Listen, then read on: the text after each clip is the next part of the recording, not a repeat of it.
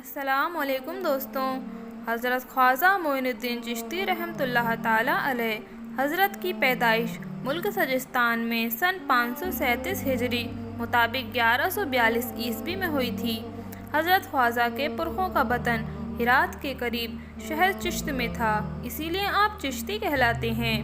آپ کے والد صاحب کا نام حضرت خواجہ غیاث الدین حسن چشتی تھا۔ آپ امام حسین علیہ السلام کی اولاد میں سے تھے۔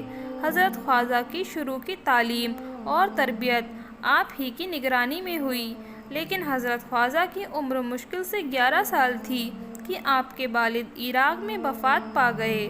حضرت کو باپ کی میراث سے ایک باغ ملا۔ آپ اسی باغ کی آمدنی اور پیداوار سے اپنی اور اپنے گھر والوں کی ضرورتیں پوری فرمایا کرتے تھے۔ ایک دن حضرت خواجہ غریب نواز اس باغ میں بیٹھے ہوئے تھے کہ ابراہیم قلندر نامی ایک مجذوب جو آپ کی یہ ادا بہت پسند آئی، انہوں نے آپ کے لیے دعا کی، سر پر ہاتھ پھیرا۔ اسی وقت آپ نے محسوس کر لیا جیسے آپ کا دل روشن ہو گیا ہو، دنیا اور دنیا والوں سے آپ کا دل ہٹ گیا۔ چنانچہ حضرت خواجہ غریب نواز نے باغ اور سارا سامان بیچ کر اس کی رقم کو رشتہ داروں اور غریبوں میں بانٹ دیا اور وطن چھوڑ کر حق پانے کے لیے اٹھ کھڑے ہو گئے۔ آپ وطن چھوڑ دینے کے بعد سب سے پہلے سمرقند پہنچے۔ وہاں آپ نے قرآن مجید حفظ کیا اور دوسرے علم حاصل کرنے لگے۔ اس کے بعد آپ قصبہ ہارون میں تشریف لے گئے۔ وہاں آپ حضرت خواجہ عثمان ہارونی رحمۃ اللہ تعالیٰ علیہ کی خدمت میں حاضر ہوئے۔ انہوں نے آپ کو خاص مریدوں میں سے شامل کر لیا۔ اسی بیچ آپ نے اپنے پیر کے ساتھ دمشق کا سفر بھی کیا۔ وہاں آپ نے درویشوں کی ایک ایسی جماعت دیکھی جو خدا کے عشق میں مست تھی۔ آپ نے ان سے بھی فائدہ اٹھایا۔ اس کے بعد مکہ معظمہ اور مدینہ منورہ کو روانہ ہوئے۔ اس وقت بھی آپ کے ساتھ حضرت خواجہ عثمان ہارونی تھے۔ حضرت خواجہ عثمان ہارونی کی آپ پر بڑی مہربانی تھی۔ آپ کی پوری تربیت انہوں نے کی، یہاں تک کہ پورا سکھانے پڑھانے کے بعد انہوں نے حضرت خواجہ سے فرمایا، اے معین الدین، یہ سب تعلیم تمہاری مکمل تربیت کے لیے تھی۔ تم کو ان تعلیمات پر پوری زندگی عمل کرنا ہے تاکہ قیامت کے دن مجھے شرمندگی نہ ہو۔ حضرت خواجہ عثمان ہارونی کی تعلیم سے فارغ ہو کر آپ اپنے وطن سجستان واپس تشریف لے گئے اور وہاں سے تبلیغ کے لیے ہندوستان کے لیے رخ کیا۔ ہرات، بلخ، غزنی ہوتے ہوئے آپ دلی پہنچے۔ دلی میں آپ کچھ دن ٹھہرے، پھر وہاں سے آپ اجمیر چلے گئے۔ جب 1193 عیسوی میں آپ دلی سے اجمیر کے قریب پہنچے، اس وقت آپ کے ساتھ آپ کو چاہنے والے کل 40 آدمی تھے۔ قصبہ سمانہ میں راجہ پرتھوی راج کے نوکروں نے آپ کو روک لیا، اسی لیے کہ راجہ کو کسی نے بتا دیا تھا کہ اس قسم کا بزرگ تمہارے راجیہ کا دشمن ثابت ہوگا، تم اس سے چوکس رہنا۔ آپ کو اسی وہم میں روکا گیا تھا، لیکن آپ میں کوئی ایسی بات نہ دیکھ نوکروں نے بعد میں چھوڑ دیا اور آپ اجمیر پہنچ گئے۔ اجمیر شریف پہنچنے کے بعد حضرت نے آبادی کے باہر ایک پیڑ کے نیچے پڑاؤ ڈالنا چاہا۔ یہ وہ جگہ تھی جہاں راجہ کے اونٹ باندھے جاتے تھے۔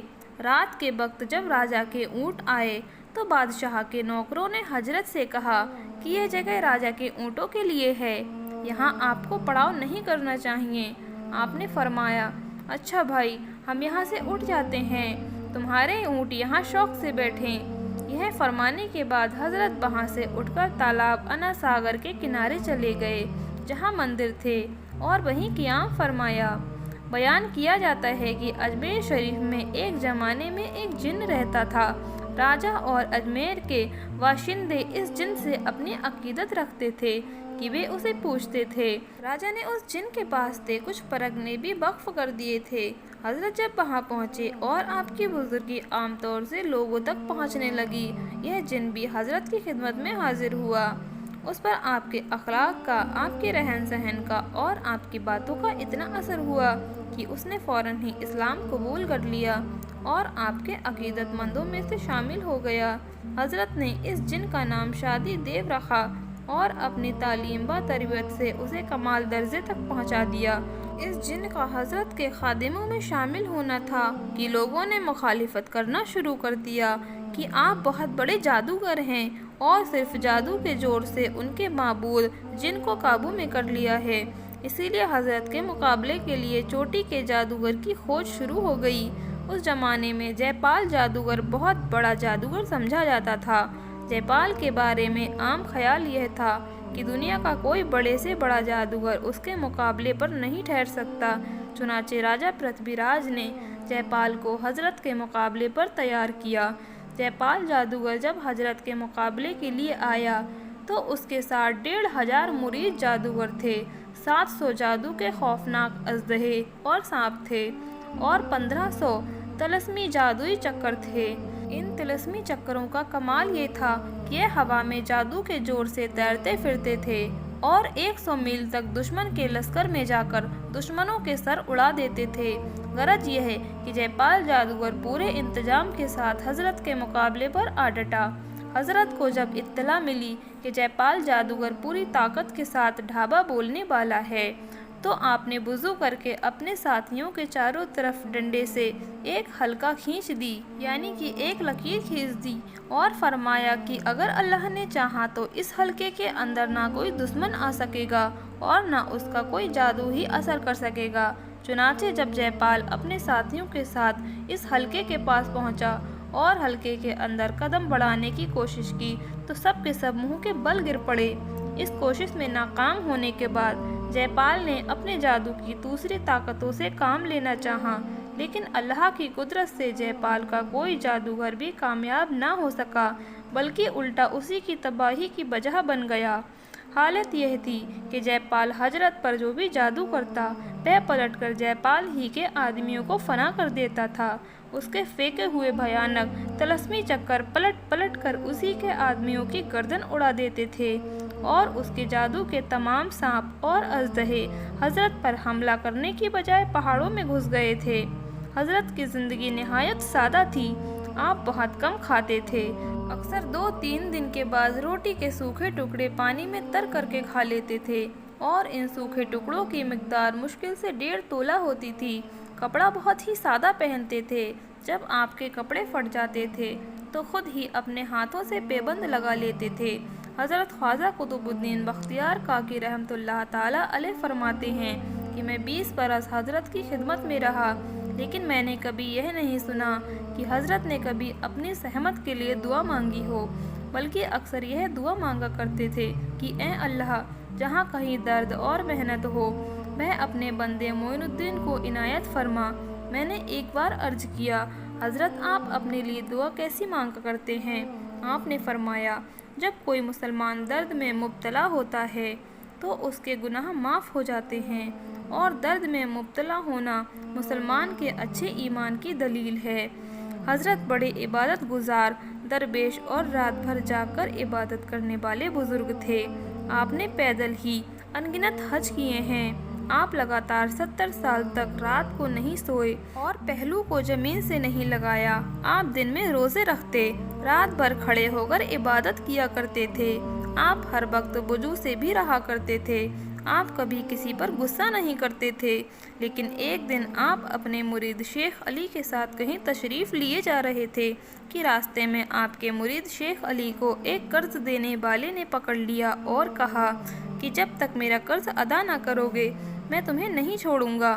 آپ نے قرض والے سے اپنے مرید کے لیے مہلت مانگی، مگر وہ اور بھی سختی کے ساتھ پیش آنے لگا۔ آپ کو غصہ آ گیا اور آپ نے غصے میں چادر مبارک کاندھے سے اتار کر زمین پر ڈال دی۔ اسی وقت چادر سونے چاندی کے سکے سے بھر گئی۔ آپ نے فرمایا، جتنا تیرا قرض ہے اس میں سے لے لے۔ حضرت خواجہ غریب نواز کو اپنی وفات سے پہلے ہی اپنے انتقال کی خبر مل گئی تھی اور آپ نے اپنی وفات کے بارے میں اپنی خلیفاؤں کو پہلے ہی بتا دیا تھا۔ حضرت نے اپنی وفات کے کچھ دن پہلے حضرت خواجہ قطب الدین بختیار کاکی رحمۃ اللہ تعالی علیہ کو خلیفہ مقرر فرمایا۔ اس کے بعد انہیں دلی کے لیے رخصت فرما دیا۔ 5 رجب سن 633 ہجری کی شام کو آپ پر ایک خاص کیفیت پیدا ہوئی۔ عشاء کی نماز کے بعد خواجہ غریب نواز رحمۃ اللہ تعالی علیہ نے حجرے کا دروازہ بند کر لیا اور نوکروں کو اندر آنے سے منع کر دیا۔ نوکر تمام رات دروازے پر پہرا دیتے رہے اور کہف و مشتی کی آوازیں سنتے رہے، لیکن رات کے آخری حصے میں آواز آنی رک گئی۔ اس طرح آپ دنیا کا سفر پورا کر کے اپنے حقیقی رب سے جا ملے۔ انا للہ و انا الیہ راجعون۔ اس طرح آپ کی وفات 96 سال کی عمر میں اتوار کے دن 6 رجب 633 ہجری یعنی کہ 1236 عیسوی میں ہوئی تھی۔ آپ کا روضہ اقدس اجمیر شریف میں ہے۔ ہر وقت روضہ مبارک پر میلہ لگا رہتا ہے۔ یہ ہوتی ہے ہمارے اللہ تعالیٰ کے ولیوں کی شان۔ پیارے دوستو، ویڈیو اچھی لگی ہو تو ویڈیو کو ایک لائک ضرور کریں، اور آپ نے ابھی تک ہمارے چینل کو سبسکرائب نہیں کیا ہے تو جعفری اسلامک نیٹ ورک کو ابھی سبسکرائب کر لیں۔ ملتے ہیں اگلی ویڈیو میں اور ایک واقعے کے ساتھ، تب تک کے لیے خدا حافظ۔